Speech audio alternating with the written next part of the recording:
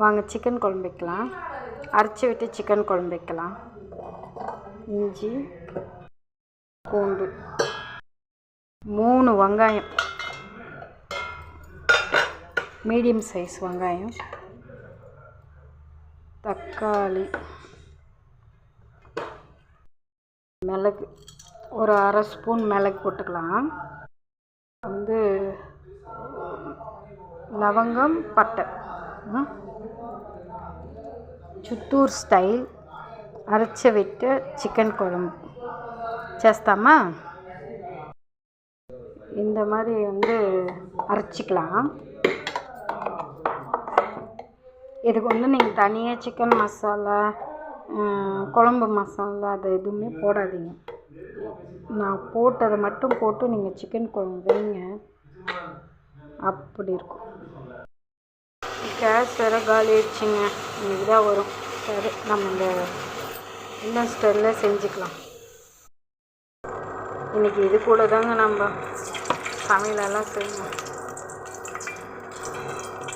தேவையானதுக்கு எண்ணெய் ஊற்றிக்கோங்க.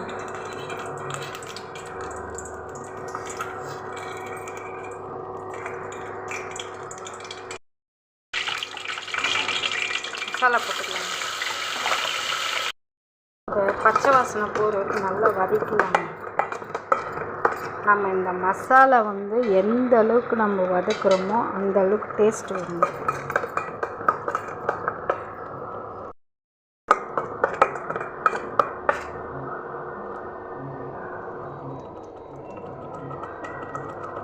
இது வதக்கிறது எப்படின்னா, இந்த நம்ம போடும்போது ஒரு கலர் இருக்கும், அதை வதக்கும் போது ஒரு கலர் இருக்கும். அதை வச்சே கண்டுபிடிச்சிக்கலாம். சரி, இப்போ நம்ம குழம்பு மிளகாத்தூள் போட்டுக்கலாம். வீட்டு குழம்பு மிளகாத்தூள். அம்மா செதறுது.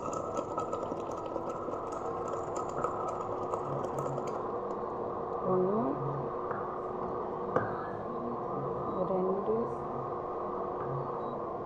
3. ஆல்ரெடி நம்ம சிக்கனில் மஞ்சள் உப்பு போட்டு கழுவிட்டோம். ஒரு 1/4 ஸ்பூன் மஞ்சள் போட்டு தேவையான உப்பு போட்டுக்கலாம். கல்லுப்புங்க. சிக்கன் போட்டுக்கலாம்.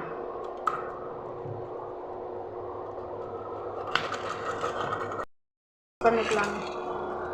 ஃபோன் கையில் வச்சுட்டு மிக்ஸ் பண்ணுறது கஷ்டமாக இருக்குது. மிக்ஸ் பண்ணிட்டேன்.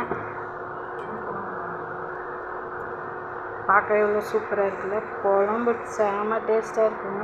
இந்த ஸ்டைலில் ஒரு முறை செய்யுங்க, சூப்பராக இருக்கும். சித்தூர் ஸ்டைல் சிக்கன் குழம்பு.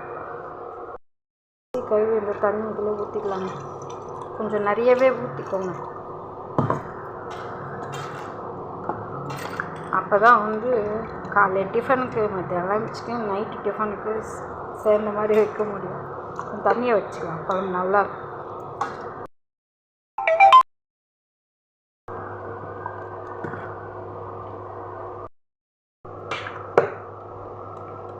சிக்கன் குழம்பு ரெடிங்க. இந்த அளவுக்கு தண்ணியாக இருந்தால் தான் தோசை இட்லிக்கெல்லாம் சூப்பராக இருக்கும். கொத்தமல்லி போட்டுடலாங்க.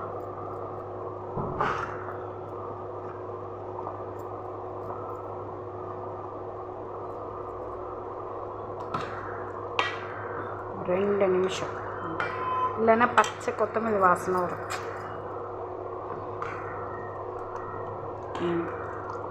போதுங்க, சூப்பராக இருக்கு. சித்தூர் ஸ்டைல் அரைச்சி விட்டு சிக்கன் குழம்பு. இதில் நாட்டுக்கோழி வச்சு இன்னும் சூப்பராக இருக்குங்க, அல்டிமேட்டாக இருக்குங்க. ஒரு நாள் நான் செஞ்சு காட்டுறேன்.